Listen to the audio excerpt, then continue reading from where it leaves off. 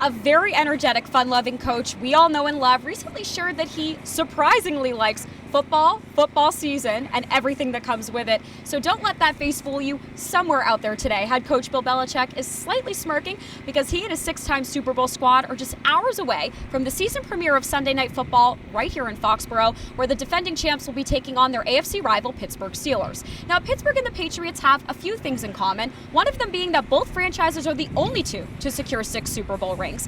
But luckily for the Patriots, the Steelers have a bad track record here in Foxborough. They haven't won at Gillette since 2008, and maybe that's because Brady just dominates them at home. He's 5-0 with 18 TDs and no interceptions, but as the Patriots like to remind us, the past is the past, and the Patriots still have some questions surrounding them on both defense and offense, so let's start breaking a few of those things down, starting with the defense. Now, it's no secret that the Patriots' defensive squad looks solid, but the big question is, can they live up to all the preseason hype? They absolutely have the talent and the depth to be one of the best squads in the NFL, but tonight they'll be put to the test big time, having to tame explosive talent in quarterback Ben Roethlisberger, wide receiver Juju Smith-Schuster, and running back James Conner, to name a few. First off, to take down Roethlisberger, otherwise known as Big Ben, the Pats will have to draft up plenty of blitz schemes and personnel packages because he may present a big problem for the Pats D. Now let's take a look at Roethlisberger's receiving corp. The Steelers did lose Antonio Brown, but still have third-year pro Smith-Schuster, a physical slot receiver targeted 166 times last season, just 2 less targets than Brown, along with other possible impact options in James Washington and Dante Moncrief. But the good news for the Pats is Smith-Schuster isn't used to facing the double coverage Brown used to draw. So now as the primary target for the Steelers, it'll be interesting to see how he stacks up against Gilmore and crew. It'll also be interesting to see how rookie defensive end Chase Winovich stacks up against Pittsburgh, considering he grew up waving those terrible towels, his home just 20 minutes from Heinz Field. During the preseason, Winovich was a terror off the edge to opposing QBs, so it's possible he'll be a thorn in his childhood idol Ben Roethlisberger's side throughout the game. And if he does, maybe his grandma will up his share in Hershey's, but first he'll have to prove he can perform against one of the league's better offensive lines. And speaking of offense, Tom Brady has receiving corp talent, there's no doubt, but it's also no secret that he hasn't had enough time to build the level of trust that he or any quarterback would crave heading into the regular season. Essentially, Brady has big names with little certainty. But for Brady to have 2 of his top targets, in Julian Edelman and Josh Gordon, both miss the majority of August is definitely a cause for concern. Plus, first-round pick N'Keal Harry is now on IR. Now, Harry's absence does move Demaryius Thomas up in the depth chart, but Thomas missed almost all of August as well, so he's had limited reps with Brady.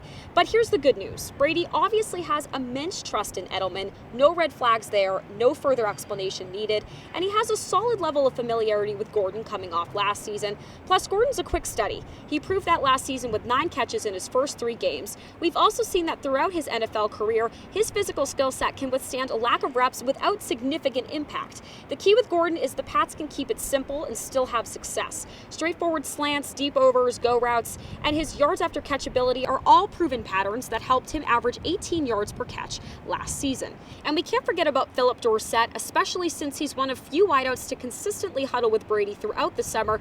However, as I mentioned before, Brady has had limited experience with Demaryius Thomas, as well as undrafted rookies Jacoby Myers and Gunnar Olszewski.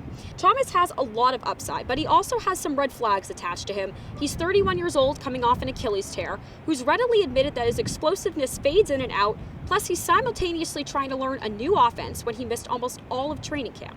Now, Jacoby Myers may have a cameo in tonight's matchup. Throughout the preseason, Myers has proven he can create separation and excel as a route runner, and Belichick believes he's versatile enough to move around the offense. Gunnar Olszewski, on the other hand, will most likely be a special teams guy and returner against the Steelers rather than a wide receiver option for now. But we can't forget about the Patriots' strength and depth in their running back group, who will most likely fill in the necessary gaps in the Pats' passing game tonight. Reliable back James Sweet Feet White didn't earn his nickname for nothing. He was second in the league last year amongst running backs in targets and third in receptions with 87. White will absolutely be a top target tonight and again this year for Brady, and both Sony Michel and Damian Harris also proved they can be successful pass catchers all throughout training camp. So to wrap things up here in Foxborough, yes, there still are some question marks looming around Brady and his confidence in his receiving corp, but as head coach Bill Belichick pointed out, they can't just wave a wand and make that confidence building process go any faster. It has to happen organically, and it just takes time to form on its own. But with Brady, Belichick, and McDaniels leading the charge tonight, I'm pretty confident they'll be able to target each individual receiver's strength and use it to their advantage in tonight's matchup. Until game time, reporting from Foxborough, Alexi Iafrato, the Boston Herald.